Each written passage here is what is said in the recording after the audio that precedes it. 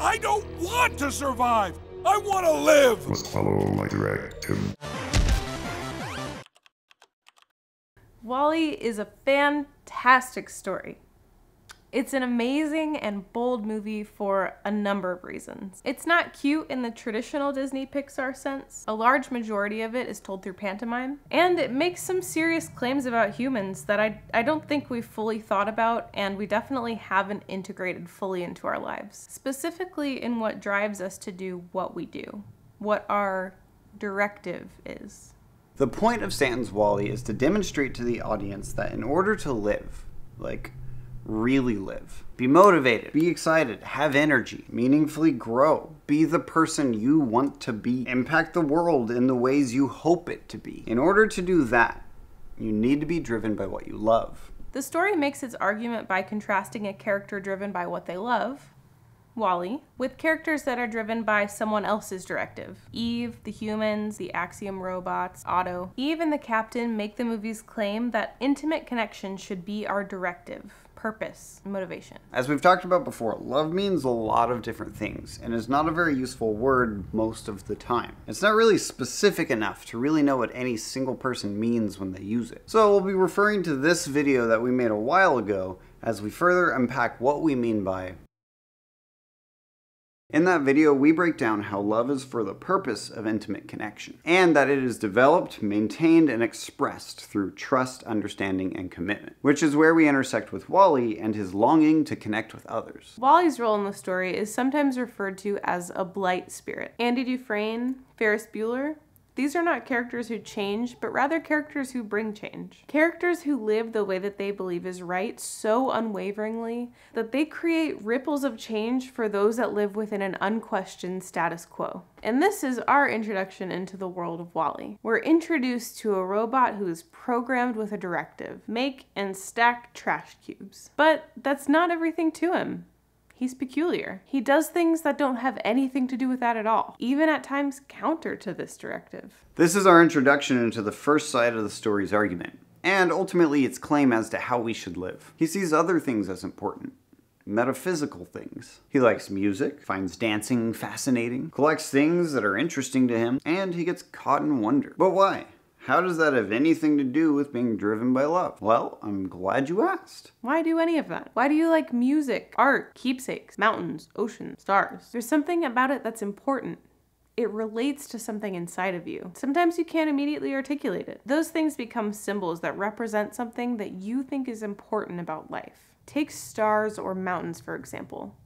They're probably things that cause you to feel small. Like there's something bigger than your problems and perspective. That there's so much to be discovered, and in a sense, you're subordinate to the truth that's out there. The stars encapsulate that whole feeling, and you may find that feeling personally important. And when connecting with others, you want to share what you find life to be about. You say things like, I love the stars. You could be actually trying to say, I find acting from a place of humility and remembering my place in a bigger perspective an important truth to life. You may not know the exact words, but the stars feel more like that than even the sentence describing it. It's crazy how vulnerable it is to share stuff like that. Meaningful songs, stories, nature. You're going out on a limb and hoping that another will reciprocate that feeling. You're hoping that they understand what you mean. Ultimately hoping to connect. Hoping they respond, yeah, me too. This is what's so endearing and important about WALL-E's wonder. These aren't things he's signaling that he likes to get people to like him. He's not awestruck because he wants to fit in. He's ignorant to any of that social chess. He himself sees these things as important, interesting, finds them curious. And now they become symbols that express something about him. Again, it's vulnerable when he's showing his trinkets to Eve. What if she reacts, so then they don't connect. They think life is about different things. And after putting himself out there, essentially sharing parts of his heart, this misunderstanding would make WALL-E feel alone. This longing to connect is how they portray WALL-E being driven by love, shown by his longing to hold another's hand. He collects to understand and relate to whoever made the things, to express meaningful parts of himself hoping to share his lens with others, and to know and be known. This is what his highest priority is. And this is largely shown through his longing to connect with Eve. I really like Wally's progression to falling in love. He's captured by her beauty, but her voluptuous egg curves aren't the end for Wally. Her beauty leads to wonder and other.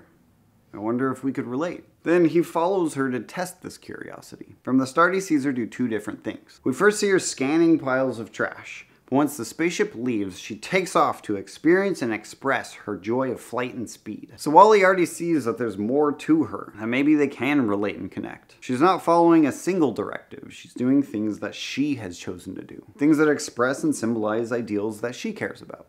Like possibly freedom. If she only did what she was told, it'd be hard to relate, because she would want other things. I've always liked this image to describe relationship. Two individuals leaning on each other, so much so that if one moved, the other would fall. If either don't lean in and want connection, there won't be intimacy. The other thing he sees her do is, again, after watching her scan things for days, she finds joy in playing with Wally's pet cockroach, which is something he relates to and is something that isn't her directive. Only then does he make googly eyes at her. It's only after there's evidence that they may have similar values that they can connect and relate and rest in and sharpen each other. It's this longing that drives how Wally lives. He values living with and for others more so than his directive. Notice how quickly he stops crushing trash to follow what he'd rather his life to be about. This is what the movie defines as love. Going out of your way to connect with others. Stopping when another is struggling, noticing each other and waving, dancing. Dancing, a series of movements involving two partners where speed and rhythm match harmoniously with music. Growing together, working towards a common goal, being honest and questioning what's best for everyone. These are the ideals that should motivate what we do, and love and connection is why we do it. Not our programming. Not being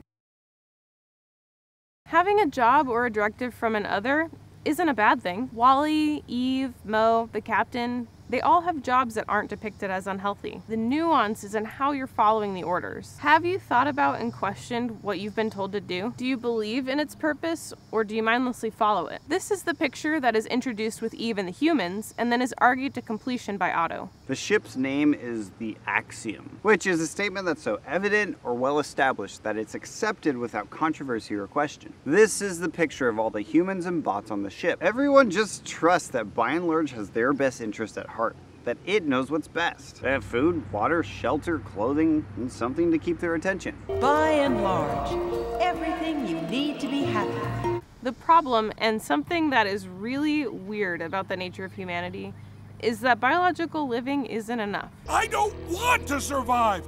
I want to live! No one is living on the Axiom. No one has energy or excitement to passionately do anything other than go through the motions. They exist in autopilot. They do feel like they want something more, but they don't know how to do anything else. I haven't all morning, so let's hover over to the driving range and hit a few virtual balls into space. Nah, we did that yesterday. I don't want to do that. Well, then what do you want to do? I don't know.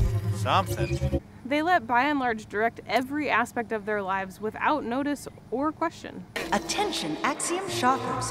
Try blue. It's the new red.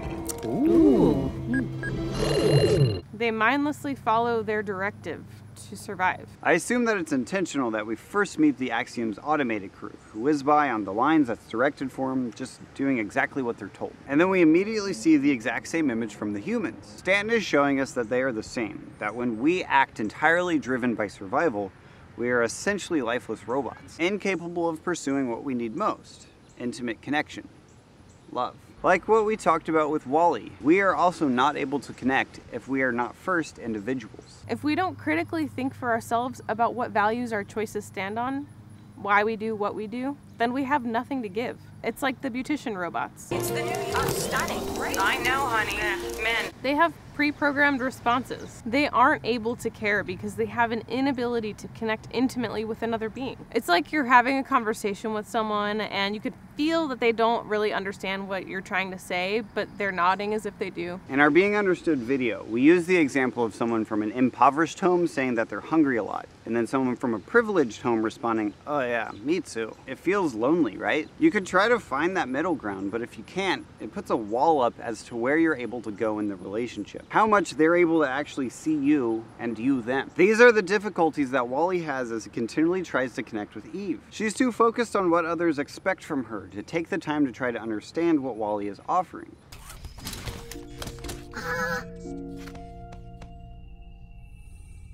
Directive. Eva. Takes a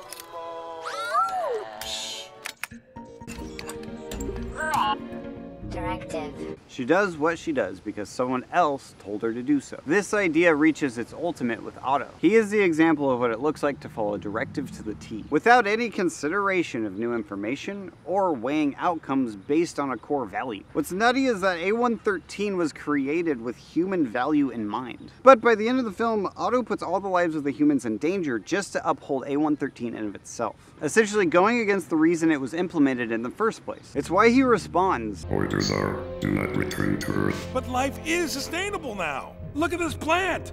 Green and growing. It's living proof he was wrong. Irrelevant, Captain. a reason to go against an order is irrelevant if the directive itself is what motivates you. You don't care why you do it, you just do it.